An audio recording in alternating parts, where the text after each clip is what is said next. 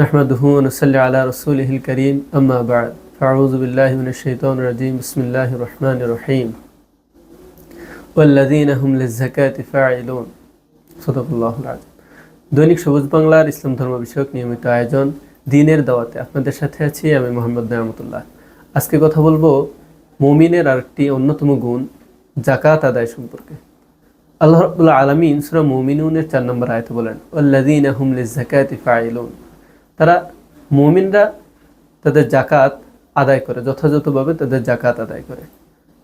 একজন মুমিনের অন্যতম একটি গুণ হলো যাকাত আদায় করা। আর মুমিনের আমরা আরও 2টি পর্বে আগে আলোচনা করেছি আরও কিছু গুণাগুণ নিয়ে। প্রথমত মুমিনের গুণ হলো নামাজ আদায় করা বিনয়ীর সাথে, এবং দ্বিতীয়ত অনর্থক কথা এবং কাজ থেকে বিরত থাকবে। তৃতীয়ত আল্লাহ রাব্বুল আলামিন বলেছেন তারা যাকাত আদায় করবে। এক্ষেত্রে আল্লাহ রাব্বুল আলামিন কোরআনে কারিমে অসংখ্য আয়াতে নামাজ এবং যাকাতের কথা একত্রে উল্লেখ করেছেন। আল্লাহ রাব্বুল আলামিন সূরা নূরের 56 নম্বর আয়াতে বলেন ওয়াকিমুস সালাতা ওয়া আতুজ যাকাতা ওয়া আতিউর রাসূল লাআল্লাকুম তুরহামুন। আল্লাহ রাব্বুল আলামিন বলেন তোমরা নামাজ আদায় করো এবং যাকাত আদায় করো এবং রাসূলের আনুগত্য করো, যাতে তোমরা অনুগ্রহ অন্তর্ভুক্ত হতে পারো, অনুগ্রহ ভাজন হতে পারো। এক্ষেত্রে আমরা খেয়াল করে যে আল্লাহ রাব্বুল আলামিন কোরআনে অসংখ্যবার নামাজ এবং যাকাতের কথা একত্রে বলেছেন। তো যাকাতের গুরুত্বটা কতটুকু তা আমরা বুঝতে পারি। একজন মুমিন যখন নেশাব পরিমাণ সম্পদের মালিক হবে তখনই তার উপর যাকাত ফরজ হবে, অন্যথায় যাকাত ফরজ হবে না। আর নেশাব পরিমাণ সম্পদটা কতটুকু তা হলো 7.5 ভরি স্বর্ণ অথবা 52 তোলা রূপা বা এর সমপরিমাণ সম্পদ বা অর্থ, যা 1 বছর পরিমাণ গচ্ছিত থাকার পরে তার উপরে যাকাতটা আদায় করতে হবে বাধ্যতামূলক। আর তা না হলে এই যাকাত না আদায় করার কারণে কঠোর শাস্তির মুখোমুখি হতে হবে। আর একজন মুমিন কখনোই এটা করতে পারে না যে ইসলামের ফরজ বিধান সে অমান্য করবে। একজন মুমিন অবশ্যই ইসলামের সকল বিষয় সে গুরুত্বের সাথে খেয়াল করে তা আদায় করবে এবং পরিপালন করবে, আল্লাহর নির্দেশ এবং রাসূলের আনুগত্য করবে।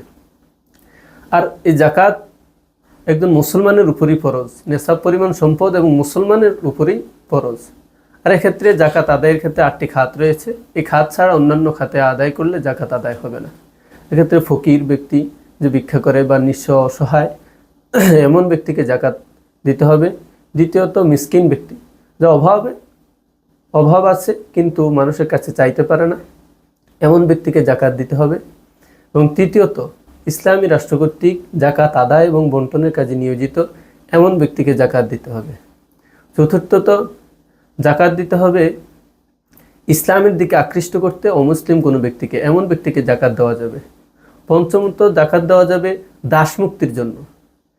কোনো একজন ব্যক্তি দাস কারো কাছে চুক্তিভিত্তিকভাবে আটক রয়েছে, তাকে সমপরিমাণ অর্থ দিয়ে তাকে তার ওই চুক্তি থেকে মুক্তি করা, এ ব্যক্তিকে যাকাত দেওয়া যাবে। ষষ্ঠত যাকাত দেওয়া যাবে ঋণ আদায়ের জন্য। কোনো ব্যক্তি ঋণগ্রস্ত অবস্থায় আছে, তার ঋণ মুক্তির জন্য, তাকে ঋণ থেকে মুক্ত করার জন্য যাকাত দেওয়া যাবে। সপ্তমে যাকাত দেওয়া যাবে আল্লাহর রাস্তায়, মানে ফি সাবিলিল্লাহ। এক্ষেত্রে জিহাদে সহযোগিতা হতে পারে, জিহাদের তলোয়ার কেনার ক্ষেত্রে অথবা দ্বীনের কোনো দাওয়াতি ক্ষেত্রে, দ্বীনি শিক্ষার ক্ষেত্রে, এক্ষেত্রে যাকাত দেওয়া যাবে। অষ্টমে যাকাত দেওয়া যাবে একজন মুসাফির ব্যক্তিকে। যে ব্যক্তি মুসাফির অবস্থায় অর্থ সম্বল হারিয়ে অথবা কোনোভাবে বিপদগ্রস্ত হয়েছে, তাকে সে অবস্থায় যাকাত দিয়ে তার ঠিকানা পর্যন্ত পৌঁছে দেওয়া, নির্ধারিত স্থান পর্যন্ত পৌঁছে দেওয়ার জন্য তাকে যাকাত দেওয়া যাবে। আল্লাহ রাব্বুল আলামিন আমাদেরকে মুমিনের গুণাগুণগুলো অর্জন করার জন্য তাওফিক দান করেন এবং সকল কাজগুলো ইসলামের নির্দেশ এবং রাসূলের আনুগত্য করার জন্য তাওফিক দান করুন। ওয়া মা আলাইনা ইল্লাল বালাগ। আসসালামু আলাইকুম ওয়া রাহমাতুল্লাহ।